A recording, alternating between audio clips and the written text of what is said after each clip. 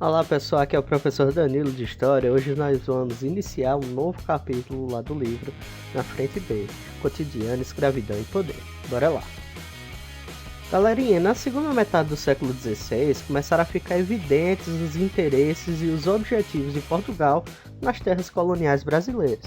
As relações econômicas que vigoravam entre as nações europeias baseavam-se no mercantilismo, cuja base era o comércio internacional e a adoção de políticas econômicas protecionistas. Sendo assim, cada nação procurava produzir e vender para o mercado consumidor internacional uma maior quantidade de produtos manufaturados, impondo pesadas taxas de impostos aos produtos importados. Assim, eles conseguiam assegurar, desta maneira, a manutenção de uma balança comercial favorável. Já as nações que possuíam colônias de exploração, como era o caso de Portugal, levavam maiores vantagens no comércio internacional. A principal função dessas colônias era fornecer matérias-primas e riquezas minerais para as nações colonizadoras, ou seja, para as metrópoles. Ao mesmo tempo, serviam de mercado consumidor para os seus produtos manufaturados. Então havia assim uma imposição de exclusividade entre a metrópole e a colônia, que foi chamada de Pacto Colonial. Galera, em poucas palavras, o Pacto Colonial pode ser entendido como uma relação de dependência econômica e política e cultural que beneficiava as metrópoles. Ao participarem do comércio como fornecedores de produtos primários baratos e consumidores dos produtos manufaturados, que eram caros, as colônias dinamizavam as economias das metrópoles, propiciando-lhes o acúmulo de riquezas. Portugal procurou criar as condições para o Brasil se enquadrar no Pacto Colonial. Os portugueses concentraram seus esforços para a colônia se transformar num grande produtor de açúcar, de modo a abastecer a demanda do mercado internacional e se beneficiar dos lucros de sua comercialização. Além da crescente demanda consumidora por esse produto, havia mais dois outros fatores importantíssimos que estimularam o investimento na produção açucareira. O primeiro deles é que os portugueses possuíam uma vasta experiência na produção do açúcar, vindo lá das suas possessões no Atlântico, nas Ilhas Madeira, na Ilha Açores e no Cabo Verde. O segundo fator, seriam as condições do clima e do solo do nosso litoral nordestino, que eram propícias para esse plantio. Em 1542, o donatário da próspera capitania de Pernambuco, Duarte Coelho, já havia introduzido a produção de cana-de-açúcar em suas terras e já se caracterizava como uma das províncias ou uma das capitanias mais bem-sucedidas do período colonial. O plantio da cana-de-açúcar foi realizado em grandes propriedades rurais denominadas de latifúndio monocultor ou plantation. Essas propriedades também ficaram conhecidas como engenhos, porque além das plantações, abrigavam as instalações apropriadas e os equipamentos necessários para o refino do açúcar, ou seja, a moenda, a caldeira e a casa de purgar. Para o processo de produção e comercialização do açúcar ser lucrativo ao empreendimento colonial, os engenhos introduziram a forma mais aviltante de exploração do trabalho humano, a escravidão. A introdução do trabalho escravo nas grandes lavouras baixava os custos da produção e, consequentemente, aumentava o seu lucro. O contexto social da colonização e da superexploração da mão de obra pela lavoura canavieira tornava inviável contar com o trabalho dos homens livres. Com terras abundantes, os homens livres poderiam facilmente se apropriar de uma gleba e desenvolver atividades de subsistência. Ou seja, não havia nem incentivo nem necessidade de que a população livre trabalhasse no engenho. Completando o quadro, os portugueses também exploravam o lucrativo tráfico de escravos negros vindos do continente africano, e a simples existência do tráfico já constituía um estímulo à utilização desta mão de obra nas colônias pertencentes a Portugal. Já os engenhos foi um conceito que a gente já trabalhou lá na aula passada, né, pessoal? Eram unidades básicas de produção das riquezas da colônia. Mais do que qualquer outro local, o engenho caracterizava a sociedade escravista no Brasil colonial. No engenho havia a senzala, que era a construção rústica destinada ao abrigo dos escravos, e havia a casa grande, a construção luxuosa na qual habitava o senhor, que era o proprietário do engenho e dos escravos, juntamente com seus familiares e parentes. Consta que por volta de 1560, o Brasil já possuía cerca de 60 engenhos que estavam em pleno funcionamento, produzindo açúcar que abastecia o mercado mundial. Nos moldes, como foi planejado pela coroa portuguesa, a colonização do Brasil exigia enormes recursos econômicos que seriam empregados na montagem dos engenhos, na compra de escravos, de ferramentas e de mudas de cana-de-açúcar para iniciar a produção. Havia ainda a necessidade de transporte do produto e, por fim, sua distribuição no mercado internacional. Para resolver o problema da falta de dinheiro para financiar a montagem de uma estrutura tão grande, Portugal vai recorrer aos mercadores e banqueiros holandeses. Por meio de inúmeros mecanismos de cobrança de impostos, os lucros obtidos com a comercialização do açúcar eram rateados. A maior parcela dos lucros obtidos ficavam com os negociantes holandeses que haviam investido na produção e distribuição do produto. Portugal ficava com a menor parcela dos lucros, mas em contrapartida assegurava a posse e a colonização do Brasil, além da imposição do Pacto Colonial. É importante ainda destacar que o ciclo do açúcar no Brasil colonial se estendeu até a segunda metade do século XVII. A partir de então, a exportação do produto declinou devido à concorrência do açúcar produzido nas Antilhas. Ironicamente, eram os negociantes holandeses que também financiavam e comercializavam a produção das Antilhas. Restava a Portugal encontrar outras formas de exploração das riquezas coloniais. Por isso, no século XVIII, passa a exploração de ouro e diamantes, fazendo com que se inicie um novo ciclo econômico dentro do Brasil colonial. A grande fonte da mão de obra que basicamente preencheu todo o trabalho vivido durante o período colonial vinha do tráfico negreiro. O tráfico negreiro envolvendo os europeus iniciou-se lá no século XV, quando os portugueses instalaram feitorias pelo litoral do continente africano. Essas feitorias, os portugueses mantinham contato com os reinos africanos, estabelecendo relações diplomáticas que os possibilitavam manter comércio, ao qual se incluía a venda de seres humanos. Com o tempo, outras nações europeias começaram a envolver-se com essa atividade, e não apenas os portugueses. O tráfico de africanos, realizado pelos portugueses a princípio, atendia às suas necessidades internas e de suas ilhas atlânticas.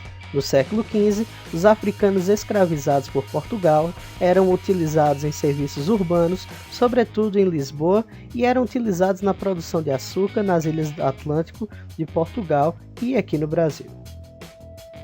Com o desenvolvimento da produção açucareira no Brasil, galera, a demanda de mão de obra, a demanda dos colonos instalados aqui no Brasil por uma mão de obra aumentou drasticamente. Na década de 1580, por exemplo, cerca de 3.000 africanos desembarcavam no Brasil. Apesar de concentrarem-se majoritariamente no litoral africano, os portugueses conseguiram penetrar na África Central e criar laços importantes com os diversos reinos. Entre as principais feitorias portuguesas na costa africana está construída em Luanda, localizada em Angola.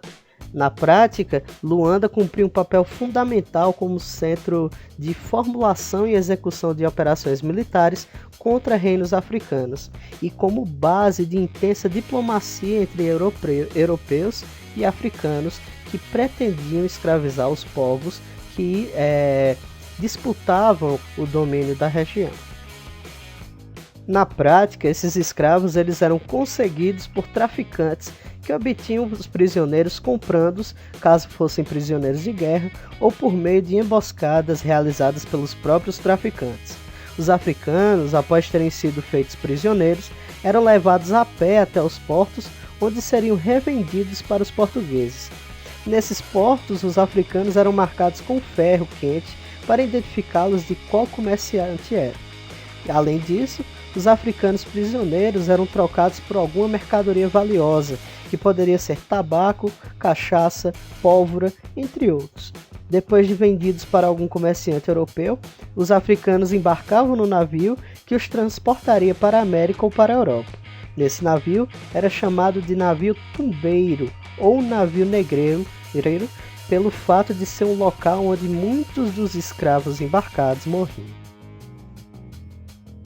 Esses navios tumbeiros ou navios negreiros, pessoal, como vocês prefiram chamar, em geral comportavam uma média de 300 a 500 africanos que ficavam presos nos porões em uma viagem que se estendia durante semanas.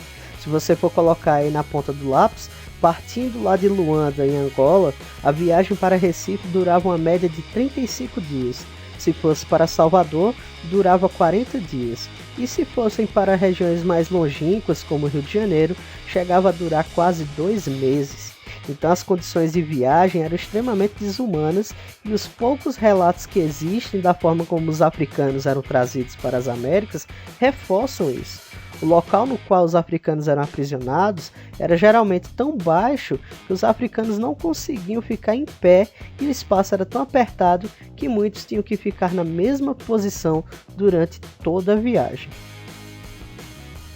A alimentação deles ao longo da viagem era extremamente escassa e era resumida basicamente a uma refeição por dia.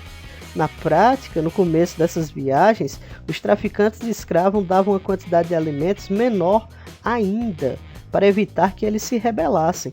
Então era uma estratégia dos traficantes enfraquecer esses negros para manter o controle deles ao longo da viagem.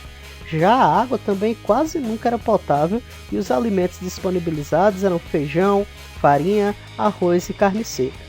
A má alimentação, principalmente pela falta de uma dieta rica em vitaminas, fazia com que doenças como escorbuto fossem proliferadas durante a viagem. Outras doenças também se espalhavam pela sujeira dos locais que abrigavam os africanos. Os porões eram escuros, sujos e abarrotados de gente, de tal maneira que até respirar era difícil.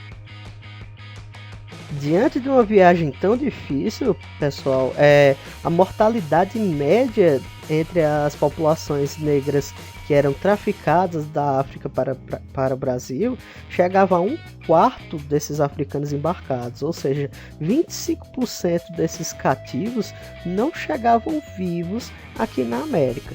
Claro que poderia haver variações nessa taxa de mortalidade, com algumas viagens tendo menor número de mortes e outras tendo um maior número de mortes. Mas os relatos resgatados pelos historiadores sugerem que a motivação por trás desse tráfico negreiro e essas ações tão cruéis de domínio, de exploração e de controle durante a viagem aponta para uma postura extremamente racista por parte dos europeus.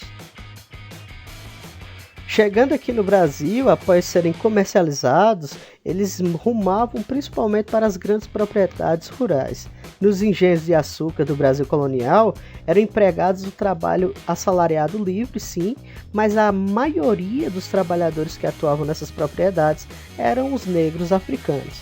A maioria da população colonial também era composta por africanos ou seus descendentes escravizados. O desenvolvimento da economia colonial literalmente era garantida pela mão de obra negra escrava, que era empregada em diversas áreas como a pecuária, a coleta, a lavoura, a pesca e o transporte de produtos. Os escravizados também realizavam uma diversidade de atividades, desde o plantio das monoculturas até a preparação e o processamento do açúcar. As jornadas de trabalho desses escravizados, na maioria das vezes, variavam entre o plantio, que demandava diariamente cerca de 13 horas de trabalho, o corte e a moagem da cana-de-açúcar, que demandava mais 18 horas diárias de trabalho. Os escravos de campos integravam 80% dos trabalhadores escravizados nos engenhos e trabalhavam plantando, colhendo, guiando boiadas e outros animais, caçando, entre outras atividades. Existiam os escravos que trabalhavam na produção do açúcar. Estes constituíam aproximadamente 10% dos escravizados. Já as escravas domésticas, que geralmente trabalhavam na casa grande, exerciam os cargos de faxineiras, cozinheiras, arrumadeiras ou amas de leite. Já os artesãos constituíam, juntamente com os escravos domésticos, outros 10% dos trabalhadores escravizados. Geralmente, o sistema de trabalho nos engenhos era dividido por tarefas, ou seja, cada escravo exercia uma tarefa diária. Além disso, todos realizavam serviços extras, como construção de casas e cercas, entre outras coisas. Os trabalhadores escravizados que não desempenhavam sua tarefa diária sofriam punições e castigos, e os que tentavam fugir da condição desumana em que se encontravam geralmente sofriam sérios castigos físicos. Como último ponto que eu gostaria de destacar aqui com vocês, nesse período da história do Brasil, surgiram vários aspectos e características da sociedade brasileira, como já havíamos adiantado lá no capítulo anterior. Os escravos africanos deixaram várias heranças culturais.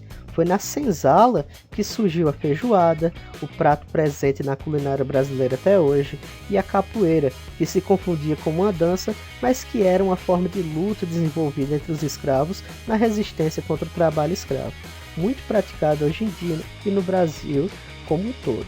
Então é importante a gente destacar que a resistência desses negros ao longo de quase 3 séculos de dominação e escravidão fizeram com que hoje a nossa cultura brasileira descenda diretamente, tenha como fonte e herança essa resistência negra escrava aqui no país.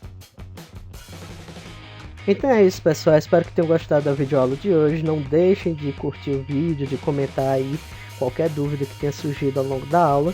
E para a próxima videoaula eu quero que vocês abram o livro de História nas páginas 157 e 158 e 159 para fazer as atividades propostas lá no capítulo, tá certo? Não deixem de responder ao longo da semana. Na próxima videoaula nós vamos corrigir elas juntos. Desejo a todos um ótimo dia e até mais.